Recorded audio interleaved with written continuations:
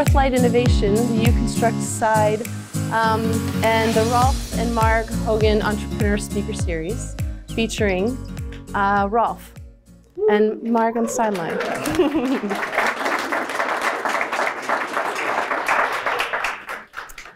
My name is Lauren Mannequin-Bay. I'm an old staff member from a few months ago on the Yukonstruct team, and was lucky enough to be a part of bringing on into the Yukonstruct family, the Hougen family, thanks a lot in part to Kim and Eric, and obviously Rolf and Marg and Tanner and Miles.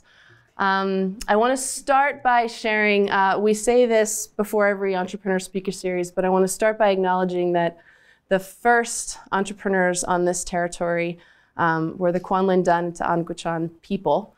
And thanks to their innovation and their foresight and the sharing that they did and the fact that we are now still on their territory doing this work, we're able to do and to be a part of you and the Hougens. And then came the very pioneering gold rush and all of the interested folks that were very innovative and entrepreneurial to come up. And then we like to say that the Hougen family came up. You're essentially entrepreneurism after the gold rush, Rolf, is what we tend to say. Welcome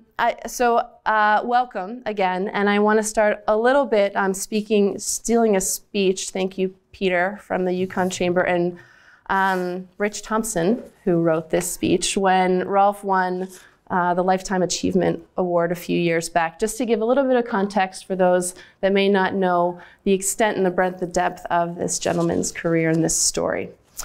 So a Yukoner through and through, Rolf and Marg. But Rolf and his father came to the Yukon in 1906, following the trail in 98 to Dawson. His parents settled in BC in 1914, where they raised a growing family, and Rolf and his family moved back in 1944. Rolf worked for family businesses through childhood, taking over management at just the right age of 18 years old. And that was just the beginning. A true entrepreneur of the North, but unlike others who came to this fascinating land, for their sense of adventure, Rolf was born here and spent much of his life. And the simple reason is, and he'll tell you more about that this evening, is that he loves the Yukon and always has, working tirelessly to ensure the rest of Canada sees our beloved territory the same way that he and his family does. A consummate host who learned early the value of treating visitors in our territory like royalty, like many of you continue to do. By making real human connections, he knew the dividends would come back tenfold, which we're all reaping the benefits for. I'm adding a little bit to Rich's speech. In a storied career, he rubbed shoulders and shared meals with people of influence in business, in arts, and politics, from ministers of government, doctors abroad, to renowned artists, to First Nation elders and chiefs, foreign ambassadors. The list goes on, and the people of Yukon have reaped the benefits of these meaningful encounters involving Rolf and his family, and benefits that continue to this day. So I'm going to stop, because we're going to learn now from you rather than a speech, some of your story. Thank you all for being here. Thank you, Rolf and Marg, for sharing your time with us. Thank you very much. Can you tell us, Rolf, please, to start? Logistics. I'm going to take this away with a few questions that that the Yukonstruct team has been thinking about for the better part of a year. And then you're going to take it away with questions. So I'd love to stop asking questions at some point and kind of either raise hands and we'll invite you to the mics. Please speak concise, or please close to the mic, because the speaker series is also for you to get your answers from this gentleman here. Can you tell us why the Yukon is such a magical place to live and work from your perspective? Now, that's a very difficult question to lead into this meeting tonight. I can't describe it. Short. We loved it from the time we first arrived here, and there's nothing ever. And we've traveled a lot. I've had opportunities of moving to Toronto to head a company I started, and I said, I'm staying in the Yukon. I'll do what I can from here, but let's hire a manager in Toronto. No, it's just a beautiful country, and you all know it because you're here. it's just very hard to describe, and that's all I'll say. Great. Can you tell us briefly what business looked like when you started businesses in your family or in Whitehorse? Well, the Alaska Highway was built in 1942, as you know, and the population grew from a few hundred people year-round, more in the summer when the river boats are running. And with the military and the contractors, our population grew for a period of time, 43, 44 to 30,000 people. They weren't all in Whitehorse, but you know, where we sit were barrack buildings built by contractors, and all the way out to McRae and north on the highway, huge construction. Practically every major construction company in the US and the odd one from Canada were here building that Alaska Highway. And in addition to that, the American Air Force were here, the American Army was here, and all of that changed when the tide turned and the Japanese were retreating from Alaska. And so the changeover was pretty well complete in 1946 when the Canadian Army assumed control of the Alaska Highway and the Americans left. So business, as far as the variety of businesses, was not very complex? Well, there were two long-time businesses here, and they were quite large. One was Northern Commercial Company. That was a successor to the Russian Alaska Commercial Company, and they were based in Seattle, but they operated throughout Alaska and in Mayo, in Dawson, and Whitehorse, in the Yukon. It just, then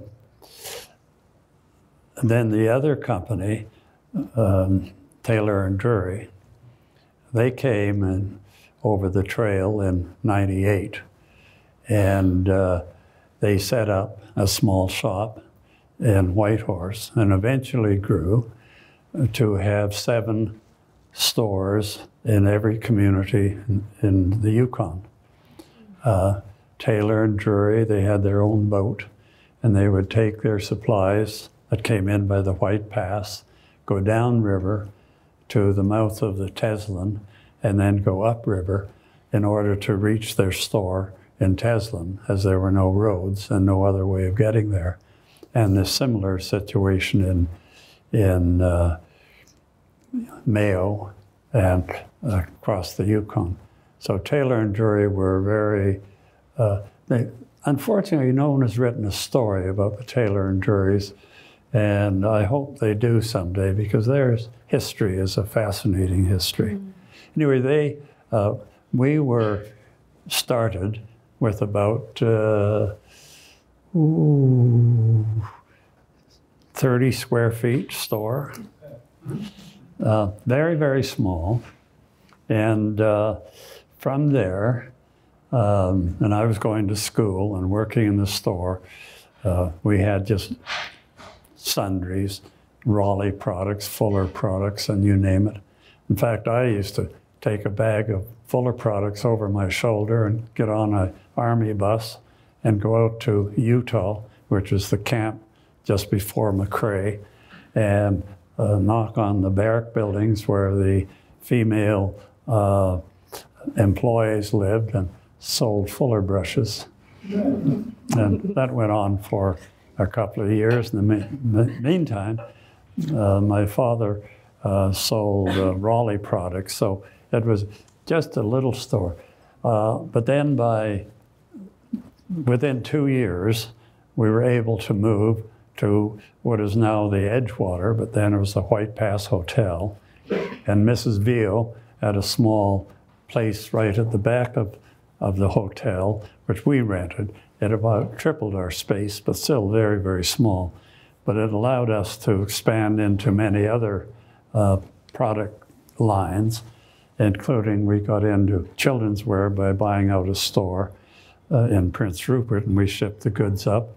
And I also got a small beginning in photography.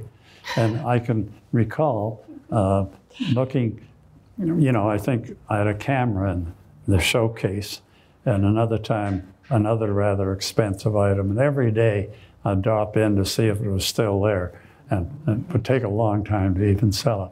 Because I worked part-time for Taylor and Drury Motors pumping gas at one stage. My brother and I delivered groceries for Taylor and Drury in one period. So it was a very small beginning, but not long after we moved into the White Pass building, I wanted more space. And United Keno Hill, which was a big mining company in Mayo, and they had acquired a building here across from what is now the federal government building, but at that time was a ballpark. They had built a building, and at that time, pretty well every building that was built of surplus wartime materials. And these were 4 by 12 insulated panels that were fitted together to build a building. And so this building was built of these panels by the mining companies. Anyway, I did approach them and was able to, they decided they didn't need it. And so that gave us a fairly good sized place, probably 5,000 feet or so total. And it allowed us to get into many new product lines. It wasn't long before we were into sporting goods, photography, children's wear. And as time went on, we started to acquire other businesses. And wasn't too long before we needed more space. And next door was a bowling alley built of these Army and construction surplus materials, like our building had been built. And there was a bowling alley run by Harry Johannes. Well, I talked to him. He was a good friend. I talked to him, said, we'd like to buy that someday. He wasn't very interested, but one Saturday he came to me. He said, look, I need some money. I've got a mining deal pending. I need the money today because I have to make the deal by Monday. And banks were closed on Saturdays, so where was I to get money? So I phoned John McIsaac, a long-time construction individual in Whitehorse, and he actually went home and emptied his piggy bank. That's great. And I had a few dollars on hand, and we had enough to give to John McIsaac to buy that building that very day, so he could make his mine deal. That's amazing. I want to stay with that for a second. So, in conversations with your family, and the reason we are at the Rolf and Marg Hougen Entrepreneur Speaker Series is that there's magic in the story behind the entrepreneur. There's something that, as this ecosystem is working to develop entrepreneurism, to develop the economy, to bring out innovation and innovators, there's something in that, and the best way to go about learning from those, for those entrepreneurs that are in the audience or listening, is to be hearing what's behind the average entrepreneur. And again, as we stated, entrepreneurism so much starts. So Rolf, what is it about you and John and your parents, and let's stick with your family, your kids and your grandkids that are entrepreneurs? What is entrepreneurism? Like, how do you do that? Why aren't all of us entrepreneurs? I don't have an answer. I love your honesty. That's not what you're supposed to say. I was determined from a very young age to get into things. I had one time actually painted glass plates and sold them to the soldiers I only have one left of all of the hundreds I made and sold. I sold them at $5 each. But then I got into photography. Okay, in '45 I started in photography, and I covered the events in Whitehorse, but I also went to nightclubs and took pictures and had them available I had my own darkroom, so I had them available to sell to people when they came to pick them up. And I got deeply into photography to a point where, in the end, it wasn't long before I bought one of these big press cameras that had 4x5 negatives and carried that around and took pictures. And that was even in '46 that I got this camera. And I went with the White Pass, or their BYN division, and traveled from here to Dawson Creek on the bus with only the driver. His name was Kepke, and took a picture of every lodge, every hill, every mountain, every bridge from here to Dawson Creek for their publicity. And that was in '46. So all of these things evolved, and when I said I can't answer that question, it's true, I can't. I don't know what caused me to have the interest of growing as rapidly as possible. So when you and your family were here and starting at what seems like really clearly this was only the land of opportunity, and actually we boast about that still today, that there's so much opportunity here, and spirit and grit and tenacity and creativity. Do you remember Mom and Dad sitting around, or your family talking about, one day there's a place like NorthLight Innovation that's going to host Entrepreneurism? Was there a vision of building this place to be one of the greatest places on earth? Do you remember? Had a vision of building the Yukon forever. That was very, very early on. Mm-hmm. And that is why we built our business, but at the same time, we contributed to the community. And so I could name many organizations that I started, like the Young People's Association. I started in '45. And I started I was a founding member of the Whitehorse Board of Trade in '46, I guess it was. We had a Whitehorse Winter Carnival that was started by the Labor Party, who were trying to raise money for their candidate to run against George Black, the longtime member of Parliament. And they were a Labor, i.e. Communist Party at that point. And they started Whitehorse Winter Carnival, well organized, to raise money for the election campaign. And the next year, I was very much involved in continuing that. They started it, but we took it over and ran it similarly to the one they started, dog teams and parades and dances and everything. And I was treasurer at that time of the first Whitehorse Winter Carnival. Well, it went on for about 6 years, and then we, I guess, ran out of people who wanted to spend time running it. So we closed it down, and I personally started it up again in 1960, I guess it was, and it's been running ever since. Changed the name to Yukon Sourdough Rendevouz at that point.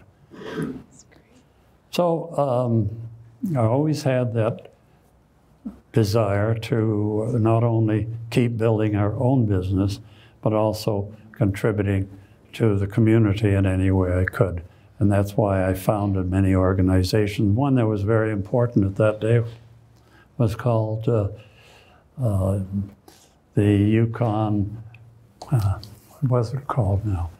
It was Economic Development Committee, because the Yukon government didn't have any economic development people. We had no information, no data. There was no way of getting information about what's really going to happen. So I started this organization and got all the business people active in it. And we ran that for many years until the Yukon government got to a point where they had the services internally, and we folded that particular company. Wow. So, vision, I'm helping you with the answer that you couldn't answer. Being visionary and having a strong belief in something. Would you say those are entrepreneurial characteristics? Given your experience? I guess an entrepreneur is one who wants to have their own business and grow their own business and not have to work for anybody. All of those characteristics are part of an entrepreneur. So in that sense, I guess that's what I was. Good. Can you tell us your vision? You just turned 90 years old. Can you share with us how you see the Yukon today? What you've helped shape this incredible place. Give us your impression of what we've become since you've been here. It has grown, and we had our ups and downs over the years because we were dependent on tourism to a degree. We were dependent on the river boats and the railroad. These things came to an end. Mines would be operating, and then there was a period where pretty well all the mines closed because of market conditions. But nevertheless, the Yukon and Whitehorse survived these periods, didn't shrink, but leveled. But in more recent years, the Yukon is growing every year. I thought that with the downturn we experienced a few years ago that we would suffer a setback. But in spite of that, we grew again. And Whitehorse, I think, has been growing at the rate of about 500 people a year, year after year after year. And now we have, in the foreseeable future, some of the bigger mines that are likely to be, one is getting in production, and the big one out of Dawson, owned by Goldcorp, will employ thousands of people. So the outlook for the Yukon is extremely, I don't think I have to say optimistic. I think it's a foregone conclusion that we're going to see good growth in the future. What do you think about that? Well, I won't be around to take part, but I have 6 children, all married and all living in the Yukon. I have 18 grandchildren who've all gone to universities all across Canada, and as they graduate, they're all coming back. And right now, I think 11 or 12 of my grandchildren are back, and they have girlfriends, and some have been married or are married now. So I'm starting to get great-grandchildren. Marg is very happy about all that. And so I guess I'm just so optimistic, and our family will be here to carry on. There's no question about that. Created quite an environment. I have a couple more questions, but does anyone have a loud enough voice where you don't have to get up and use the mic, or does anybody want to ask anything of Rolf? Yes, Steve. Rolf, if you had a wish for the 3rd and 4th generation in your family, what would that be? Well, right now, I have a 4th generation that have started this what's it called, Tanner? Yukon built. Yukon built. Yukon built. And they're growing very rapidly, but they started it, and it's getting bigger every year. So there's 2 entrepreneurs already, but my immediate family, which would be, I count my father, who was in Dawson in 1906 and lived there for 3 years, and then came back to the Yukon. So he's the first generation, I'm really the second, and my family's the third, and their children are the fourth, and now there's a 5th generation of 2 babies that have arrived recently. Yeah, they'll carry on. I think they're all interested in business activities. I don't see any of them leaving the Yukon. So I'm very optimistic that they'll be around for a long time.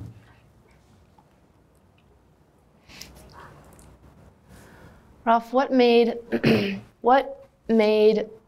building the Yukon so exceptional?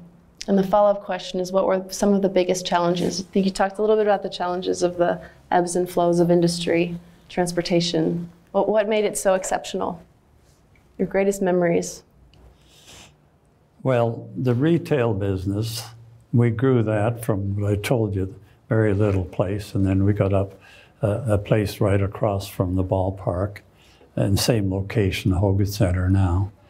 And from that, and I acquired the bowling alley, but after that, I built a 10,000 square foot steel and concrete building, and about 4 years later, built 30,000 square feet addition. So it was a very rapid growth. And some people have questioned how on earth we had the money to do this. Well, first of all, my family had a property in BC, and they sold that in 1946, I think it was, for $6,000, which sounds like very little. But I put it into the computer the other day, and today that's worth $60,000. So that were the funds that allowed us to grow. And so once we had the complete building, we ended up as a full-line department store with everything in it, from hardware to ladies' wear. And in the case of ladies' wear, we bought out 2 ladies' wear companies and moved them in. In the case of menswear, we bought a menswear store and moved that in. In the case of electronics, we bought an electronics store that had, did they call them hi-fis? No? What'd they call them then? Hi-fis? Anyway, hi-fis and records, at that time 12-inch LP records. And we consolidated that all in our building. So our growth came from starting from scratch, some businesses, but many of them buying competitors and adding them to our place. And I was talking about Northern Commercial before. At one point, they decided to sell, and we bought their inventories.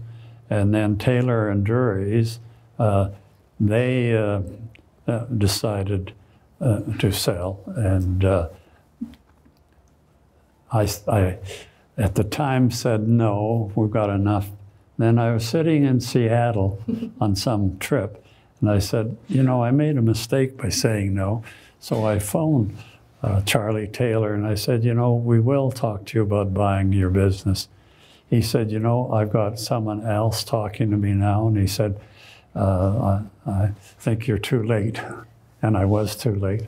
So we didn't buy Taylor and Drury. But we became the largest retailers in the Yukon with a branch in Faro. and a branch in Watson Lake. And along the way, I certainly made some mistakes. One I made was hanging into Faro long before it was a viable business and losing money every year, which was unwise. But I said, well, it'll come back, it'll come back. Well, it never did come back. And so we lost a good deal of money by trying to stay there. Anyway, then how did I get into other businesses?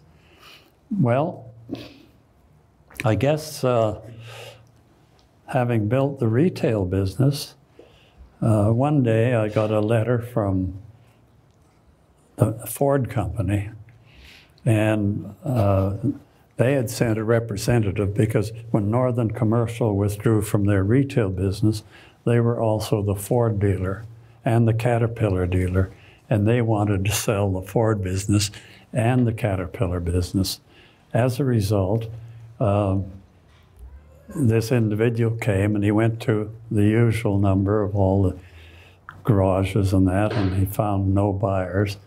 But somebody on the plane said, well, did you talk to Rolf Hougen? He said, no.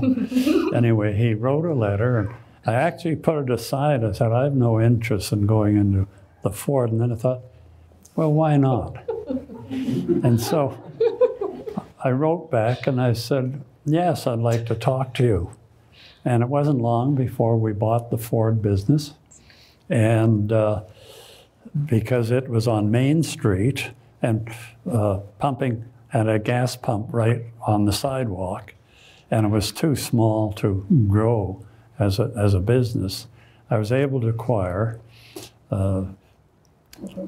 the White Pass and Yukon Group had a truck division called BYN, and they had a large property, and they were going to move from that property, and I made a deal to buy that property from them, and was able to redevelop it, and by 1969, moved the Ford dealership into this new property with a brand new building out front, and the old building used as a garage still remaining, and it remains even today.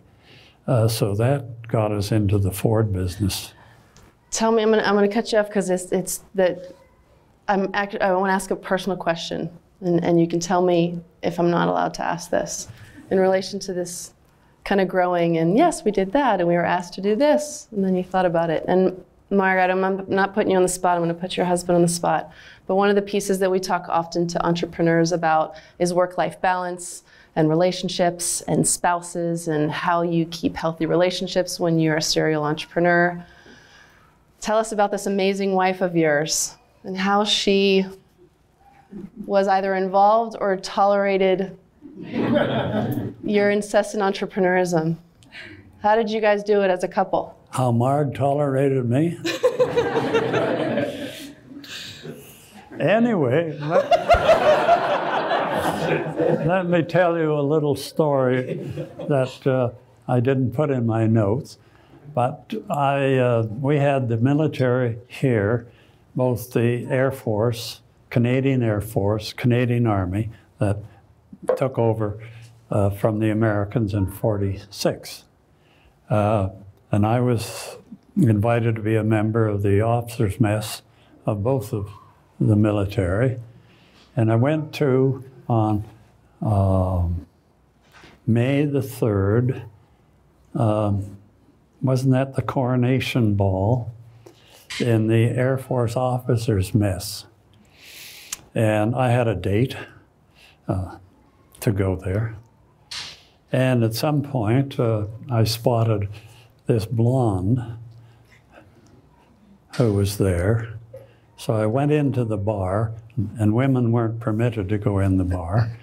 I went into the bar and asked Tom Shadbolt, who was a relative of the famous artist in Vancouver called Shadbolt. But I asked Tom, I said, who's the blonde? And he said, oh, well, that's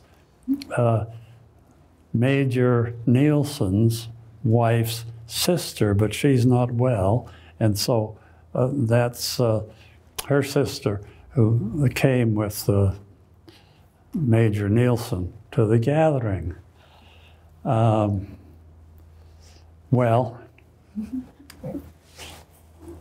I should tell it anyway. I took my girlfriend home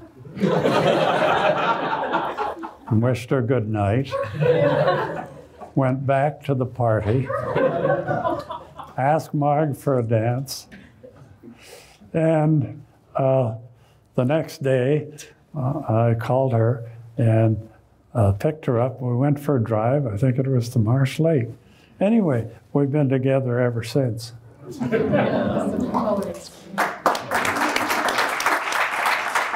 In fact, tomorrow is our 64th anniversary. Congratulations. That's really great. So if I stuck to that story, and I won't for very much longer, but 3 days later, 2 years later, having one episode where she escaped from the Yukon and went back to Edmonton and didn't tell me. But she had a girlfriend here who happened to know where she had gone and her address. I got her back. He's an entrepreneur. So it's worked out marvelously well because we're married in 55 and we spent 4 months in Europe on our honeymoon. By then the business was growing, was doing well, and I had good managers, and my mother was still involved. And so we took that time in Europe and we just covered all of Europe and visited where Margaret came from. We visited her relatives in Holland. And then we went to Norway, where my father had flown over, and he met us at the ship terminal in Kristiansand and took us around to meet my relatives.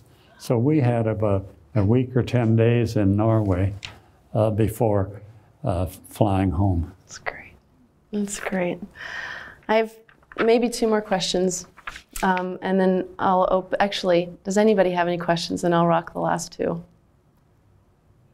What happened after 1969? What happened after 1969? It was the Ford dealership. I want to know the rest. Oh. Well, it so happened, rather than perhaps tell all of the details of 69, but in 69 we opened our new dealership for Ford in the present location, and we operated it for the next 40 years and then sold it because we had none of our next generation interested in assuming a Ford dealership. So we disposed of it after 40 years. But in that same week, we opened our store in Faro, our grocery store there. And in that same week, I had 3 things in 1 week. Opened a new Ford dealership, opened store in Faro, and turned on CKRW radio station that same week. So a friend of mine who grew up in the Yukon, but was at that point, I think, a vice president of Canadian Pacific Airlines, he walked into my office and he said, "God, you look tired." Well, I said, I've had a busy week. Then he walked over and handed me 2 first-class tickets to Hawaii, compliments of CPR. So, Do you have bullet points on the other, what happened after that week? have I what points? So businesses after CKRW, Oh, gosh. or are we stable now? No. Where did I leave? I told you the retail story pretty well. I've told you how we acquired Ford. Cancom. Yeah, and then, but before that, the WHTV. When Marg and I were on our honeymoon in '55, we came home and I heard the story of an individual in Ketchikan, Alaska, who had strung some cable between totem poles, or between power poles, and originated one channel of movies that he delivered from his place to customers in Ketchikan. Well, that intrigued me, and I got on a plane with a good friend, George Van Roggen, who later became Senator Van Roggen. But we flew down to Ketchikan, got all the information from the fellow Christensen was his name, got all the information, and then I flew on to Seattle to acquire amplifiers, and Van Roggen flew back here to arrange with Yukon Electrical and get permission to string the wires from one post to one electrical post to the other. After reviewing it, I got cold feet and thought it wouldn't work. It was too costly for people and so on. So I set it aside, and then a couple of individuals from Vancouver heard about it, and they were technical people. They came up, and so I partnered with them, and we went ahead, and by '58, we were able to start delivering some signals to people's homes. And it was initially one signal. Then we got up to 2 signals. And I would fly down to Toronto to negotiate with CBC and others to get programming, because all we could get would be the odd movie, which we would show. So CBC did agree to send me their 6-month-old programming. And so we started to get this. So we were showing on 4 channels 6-month-old movies. Well, it's too long a story to tell a lot of the details, but the next evolvement was video. And the Sony Corporation introduced a video machine. They were very large machines, and they had tapes 2 inches wide. And so in the retail business, we were dealing with Sony. Anyway, flew to Vancouver and was able to acquire initially 2 of these videos for Vancouver and 2 for Whitehorse, and then later we ended up 4 in Vancouver, 4 in Whitehorse. So in Vancouver, we started to record programs. We recorded CBC, we recorded CTV. We also recorded the American station out of Seattle. We had 4 in all, and we'd put those on a truck and send them up and play those 1 week late. Eventually, the big equipment got smaller and smaller, and we were able to air.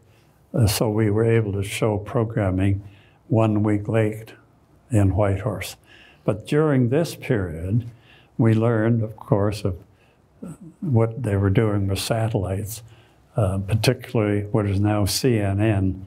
But the owner of CNN at that time, I phoned him and started to collect information. And we were able to put together a package with my manager of the TV, Rod Wheeler. We managed to put together a proposal that we thought was pretty brilliant. And it was going to be 4-channel service, which would be CBC, CTV, a program out of out of CHCH out of Hamilton, and then one French language service. So I went with this idea to Ottawa, and I talked to the CRTC, and they were very intrigued, very supportive, and very skeptical it would work. Then I talked to the Department of Communications, Department of Transport, I guess it was called then, and there were two individuals. One was the vice chairman, and another who both became friends, and one of them became an employee of mine eventually, some years later. But they too were very skeptical. So I then went on to Montreal and met with my colleagues in the cable industry, and they practically laughed me out of the meeting, said it wouldn't work, and almost called me stupid. They didn't call me stupid, but close to it. Anyway, I then decided that my cable colleagues weren't going to work with me, so I went to people I'd previously talked to about using their programming, which was BCTV and the Edmonton Channel and others. So I went to talk to them, and they said, if you ever want a partner, let us know. So I went back to Edmonton and met my colleague there, my acquaintance there, and we got on the phone with BCTV and with CHCH, and they all agreed to join with me under my conditions. I asked them to come up with $125,000, which I'd already spent on research, and I wanted them to reimburse me, but that's all I asked of them. And from then on, we worked together, and it wasn't long before the CRTC they were searching for a way to deliver services to people who were not next to the US border. And so they flew 4 of their commissioners to Whitehorse and held a hearing here and listened to my presentation. But by then, word was out that we were going to go ahead, and there was about 4 other organizations came, and they too made presentations. I thought we were, our concept was probably the best, but at any rate, because we were the first, the CRTC, they were very, very supportive of me in every way, then and much later. So in the end, in 1980, we got our license to provide this service, and by 82, we delivered 4 channels. The first place we delivered them was to WHTV, our cable system in Whitehorse. And we had a big celebration that night and threw the switch on, and there was live 4 channels of television that had never happened before. Now, as part of this story, I should say that we were the first to do this type of thing anywhere. But the better part of the story is that because if we put the signals up, and we did put the signals up from Vancouver, Edmonton, Hamilton, and Montreal. Incidentally, my son Craig worked in Montreal for us in that station at one time. Anyway, the signals would go up, then anyone who could get hold of a decoder on the ground could look at them. So we had to scramble them. So we were the first in the world. We developed a scrambled system, sent all our signals to the satellite, scrambled, and the only people who could then receive them were those who had descramblers on the ground. And we provided descramblers free to individuals and sold them to community cable systems. So we were then servicing, the story was we were servicing the north. In fact, we serviced all of Canada because there was no television available beyond 50 miles of any large community. And if you were 50 miles away from the US border, you couldn't get television. We made it possible for all of these communities to get television. It's amazing. We have built,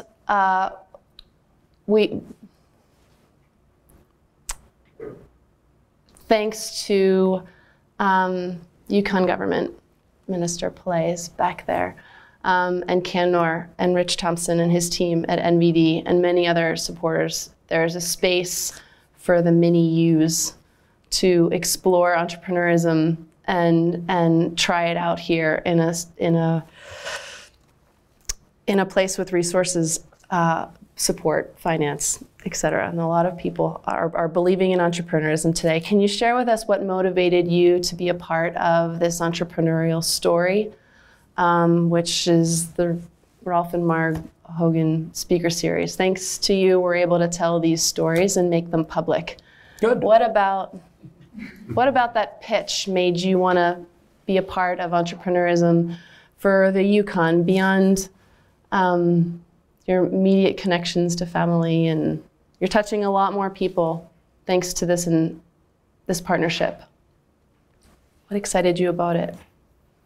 About investing in Yukonstruct, this event and this opportunity and storytelling. As many here know, we've been extremely active in the community in many ways, but particularly in the art community. As you know, we've created 7 statues on Main Street that all relate to artists and writers of the past. And they're very popular, and we'll be unveiling another one of Here Are the News, Edith Josie, within the next month or so. In fact, in this case, we've told Old Crow we'll build a statue of Edith Josie also in Old Crow. So we'll be flying up to do that sometime soon. And we've been involved in, Arts Underground. I don't know how long we've provided Arts Underground to the arts community. But I do know that we have foregone in the millions of dollars of revenue we could have received had we rented it out commercially. And so that's been a great pleasure to support the arts community in that way. Oh gosh, there's so many other areas and that we've been involved with. I made some notes, and maybe I should look at some of these. I think in particular in this case, you wanted to support entrepreneurism and the community, which is outside of where the family and the arts that we have heavily supported in the past. Yeah, that's thanks, Eric, because when we were asked to support this, we thought, we're supporting so many things in the community now, we don't need anything else. But the things we've been supported have been largely related to the arts community and so on.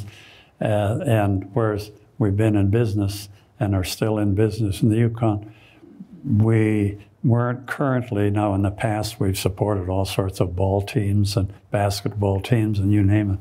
But we weren't sort of currently supporting anything relating to the business community, so that's why we said yes to this. That's great. Thank you. Last question, unless somebody wants to ask any burning questions as well, or Eric, Kim, or Tanner, or Marg, if I've forgotten anything, or anyone else. Yeah, go for it. Who would you say is your favorite grandchild? Who is your favorite grandchild? My question was, what's an example of something that... You've always been a bit of a disturber.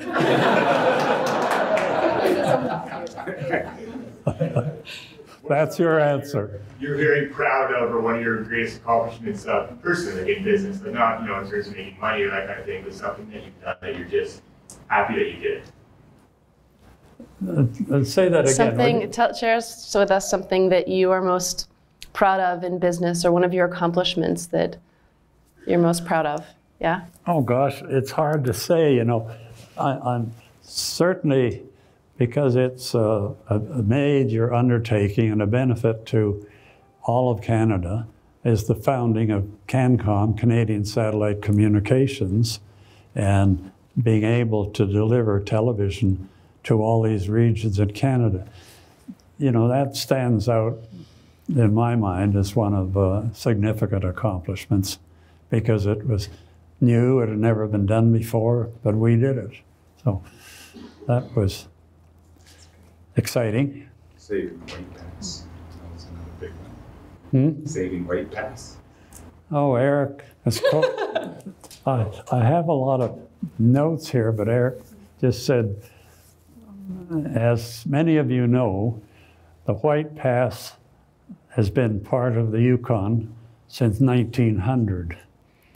And it has been the source, you know, when we were first, in the early days of our business, White Pass carried our goods from Vancouver to Skagway, and from Skagway to Whitehorse. Then, as time went on, the company was acquired from the original owners in England and was run out of Vancouver. The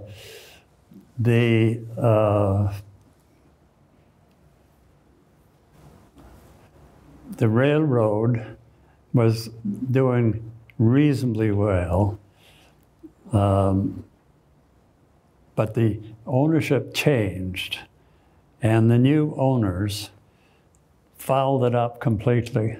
White Pass might have been here if it wasn't for the owners that took it over.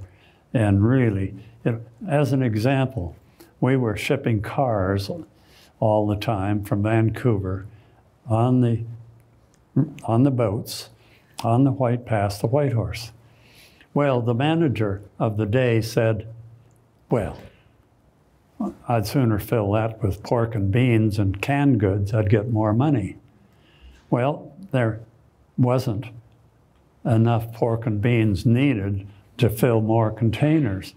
So they were bringing empty containers up, or bringing containers up with cars and sending them back empty. So soon they sent out notice to all of us, we're no longer going to bring cars. And we all had, as dealers, we all had to panic, say, how are we going to get our cars to Whitehorse now? So we developed an arrangement with trucking companies, and they were all trucked from Edmonton to Whitehorse. But I mean, the stupidity of the management of the day destroyed that corporation, and without any doubt whatsoever. Because it was the corporation that ran the Yukon. The oil and gas, they had highway trucks, they just ran everything. Quickly was destroyed. Anyway, the day came when the White Pass, United Keno Hill, with the downturn in metal prices, the United Keno Hill quit shipping, and they also were starting to ship by truck all the way to Skagway, and they didn't need the railroad. So what was the railroad to do? The owners then let it be known that it looked like they'd have to tear it up and sell it for scrap to Japan. Well, that got me a little excited.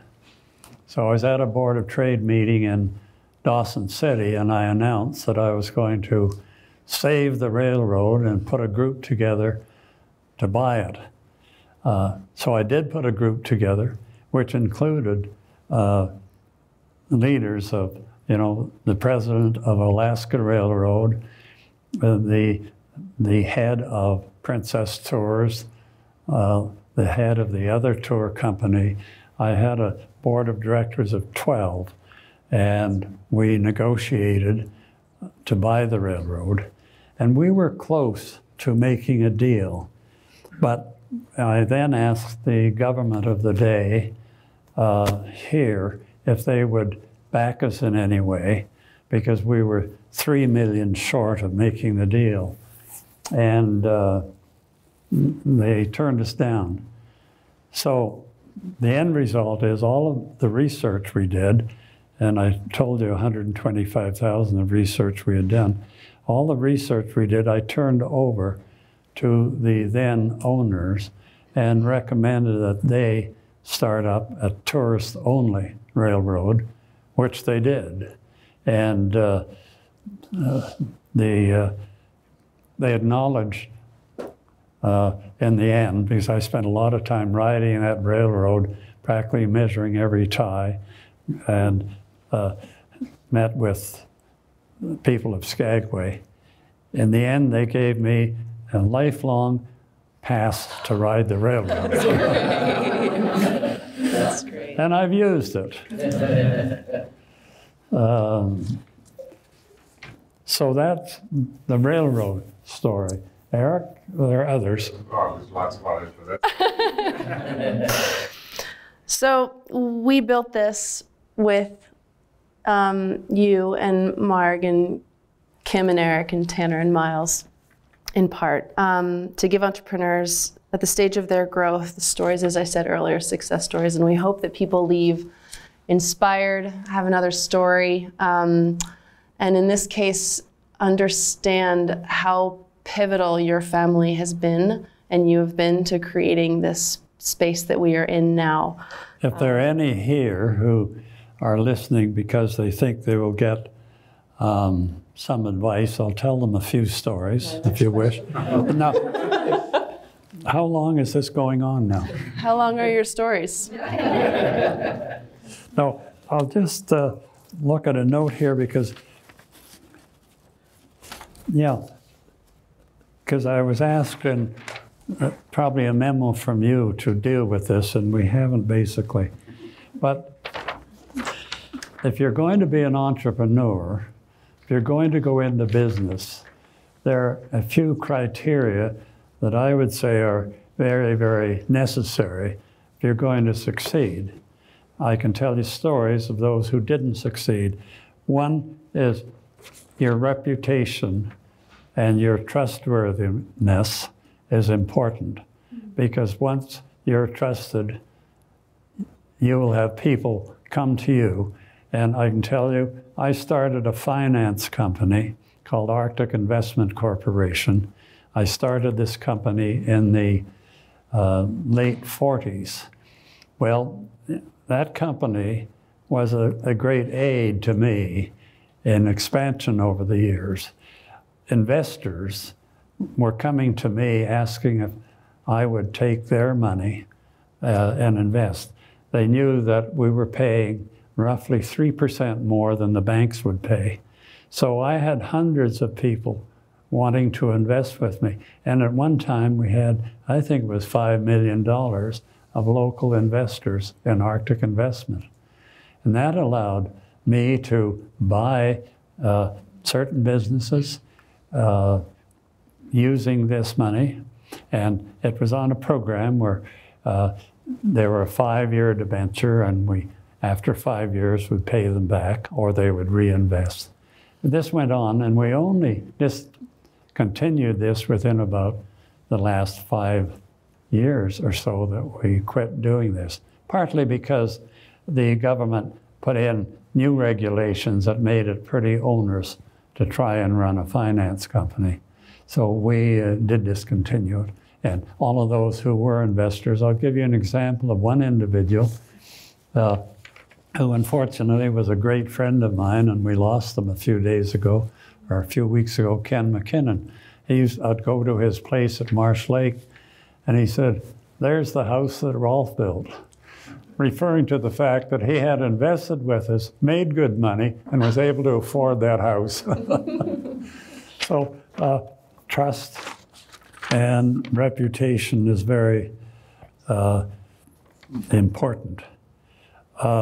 There was another individual who was pretty bright, I thought, and I knew him well, And he said, I'm going to do what you did, but I'm going to do it much faster. He started to pick up franchises that were available to people who wanted to start businesses and so on.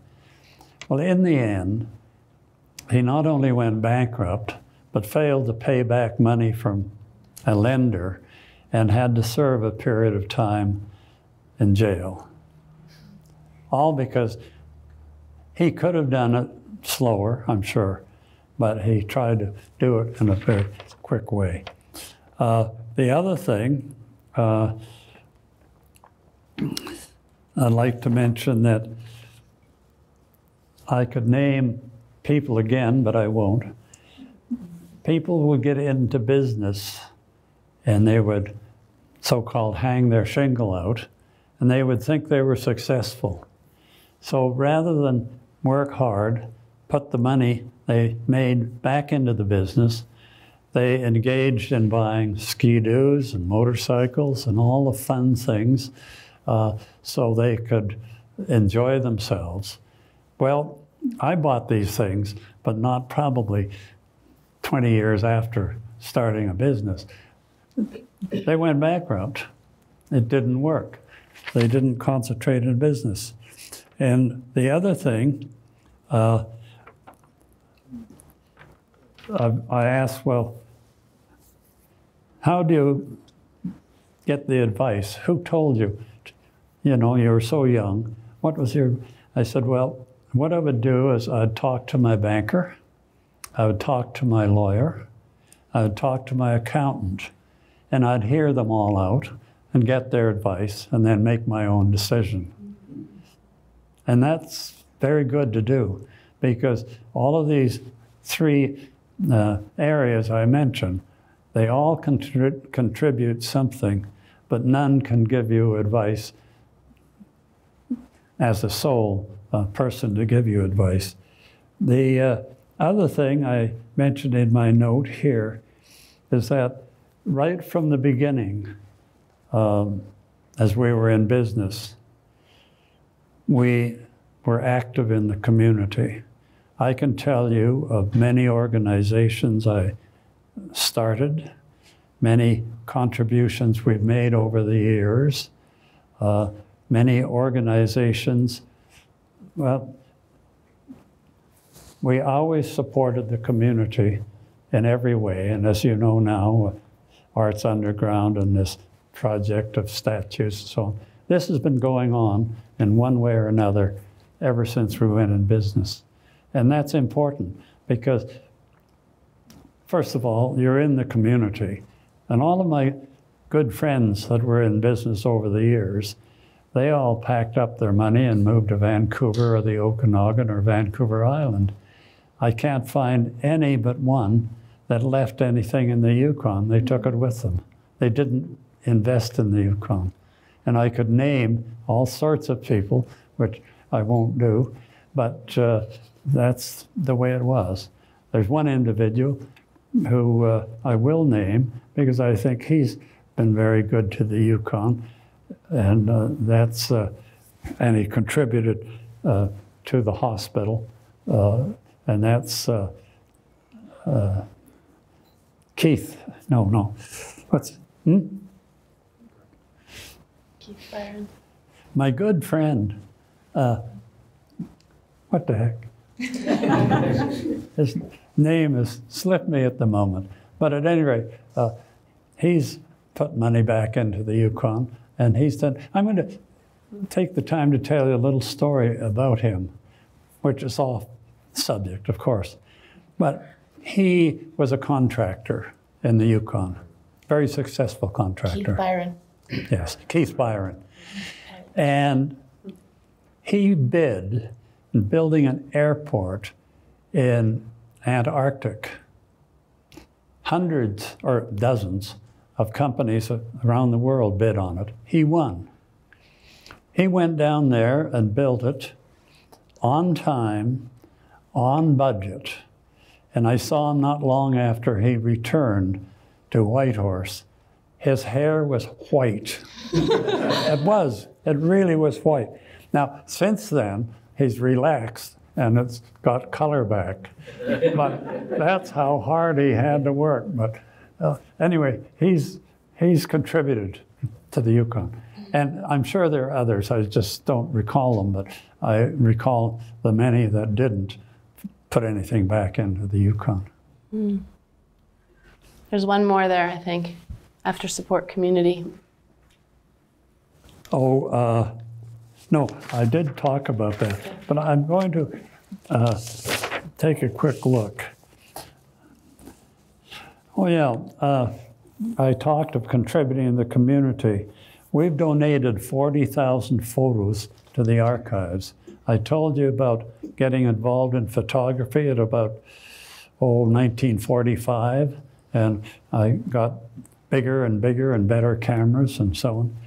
Anyway, you'll see 150 of these photos on the second floor of the Hougen Center, but the archives have 40,000 of these that are available for the public to view. More recently, or last 2 years, donated all of the equipment, programming of CKRW, of cable WHTV, and Cancom to McBride Museum. And the one original log building, it's in that log building at the corner that they've covered the rest. But that building on the second floor has all of these things we donated.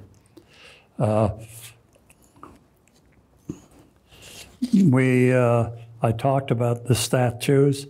Oh, and the other interesting thing, many of you have heard the Yukon Nuggets on CKRW radio. These are stories about people, things, events of the Yukon from the turn of the century, even before the turn of the century. And they were a combination of Les McLaughlin, who was an outstanding broadcaster and researcher, and myself. We worked together since 1994 and produced 4,000 of these nuggets that are now playing on the radio. Well, I'm not going to be around for a certain number of years more, and who's going to look after those nuggets? So we've made an arrangement with McBride Museum to not take on the ownership, but to take on the administration of those. And we will be announcing within a month or two that you will be able to see the Yukon Nuggets, you could hear on the radio, but if you wanted to look something up yourself, pretty difficult. It'll be set up in a manner that you'll easily have access to all these 40 or 4,000 stories. And they're good stories, and they're, by and large, very, very accurate stories. So that's going to happen. And the other thing I didn't mention is that we sponsored for many years Santa Train, and the first Santa in Whitehorse was at Hougen's. We hired the White Pass, and they were good to deal with because their public relations individual was Roy Minter, a longtime great friend, came here as an Army officer. And I went to White Pass and I said, you know, it's important. It's important that Roy Minter not leave the Yukon. You should offer him the job. They did. I told Roy that several years later, but they offered him a job and he became their public relations individual. Roy Minter always made sure we got that train, even if there was snow. They'd have to plow through snow to get it to us at Christmas time. But this went on year after year. And what we'd do when it got here, take the train out to McRae, Santa would emerge from the bush at McRae, and then walk through the train, greeting and handing gifts to all the children. Then there'd be a parade from the White Pass Depot to our store. There'd be that was before television too. And so there'd be hundreds and hundreds of people lining the street and go in to visit Santa. The other thing I thought I would mention, that because that was in a note I got from you, I became chairman of the Canadian Chamber of Commerce, but I also served over 20 years on Finning Equipment Company and Cancom and Cancom Tech Corporation for about 23 years. I served on Northwest Tel for, again, over 20 years, and Alberta Power for about 35 years. So a lot of my activity was out of the Yukon.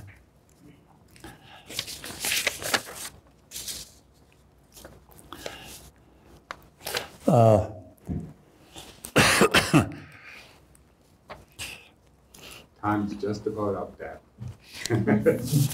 Yeah, I think I can't do it. I think it's about the end. Well, one thing I thought I'd tell you, I went east when I was 18 years old on my first buying trip for the store. We were expanding into photography, we were expanding into sporting goods, and as an example, Kodak wouldn't sell us film because they had, at that time, had exclusive dealers, and their dealer was H.G. McPherson, a drugstore. So I thought, well, I'll solve that, I'll go down. And I met with everybody you can imagine in Eastern Canada buying sporting goods, hockey sticks, everything you can imagine. I went east and I bought it, shipped it in. So I thought that was of interest to say. I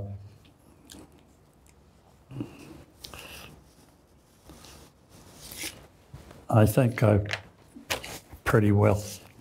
I made all these notes because I wasn't sure what the format was going to be. I thought I might have to stand and read some of them. It worked well. I enjoyed working with you. Thank you. Taking it back from you.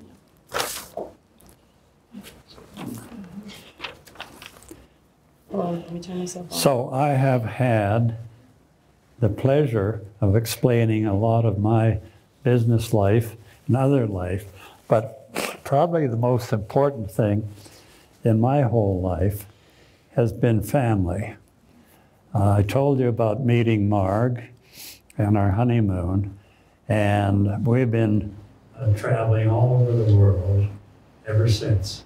We've taken all of our grandchildren on 5 world trips to Paris, to China, to Mexico, fishing in Alaska, to Norway. So our children became very, first of all, they become very close together in working together. And it's been highly beneficial for the family that we did this. But the other thing is we took our adult family to Europe and our grandchildren at that point, and spent 1 year so they could learn French and get involved in the culture of France. And we traveled all of Europe in that year. We were over there. So the good part of my whole story is that Marg, when I'd go east at age 18, 19, 20, and we would have children, Marg stayed home, looked after 6 children. And so I give her credit for having 6 good children. And I then also want to comment that I'm so proud of the spouses they've chosen, because we think they've chosen very well. And now we have our grandchildren. It's been a good world, and I give Marg a great deal of the credit, because while I worked, she looked after the family. But I never missed doing things with the family. And that's something I could ask any of you if you're wanting to hear it, and that is that while you might be working hard, you have to take the time to be with family, fish with them, hunt with them, travel with them. Very important to spend time with your spouse and with your children, even though you might be hard at work. Because I've gone through all of this, and I did work hard, but I also spent a lot of time with family. And that's it. Thank you.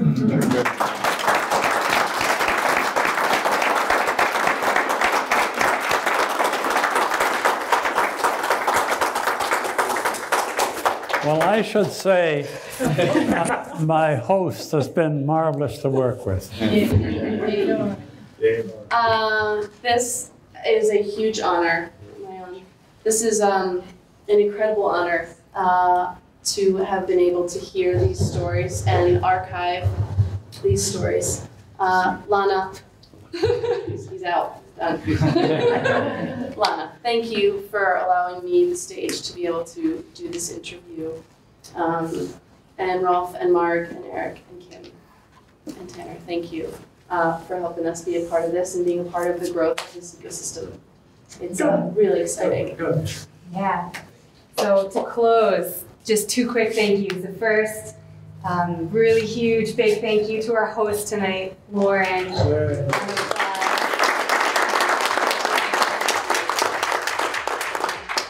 We have a very small token of appreciation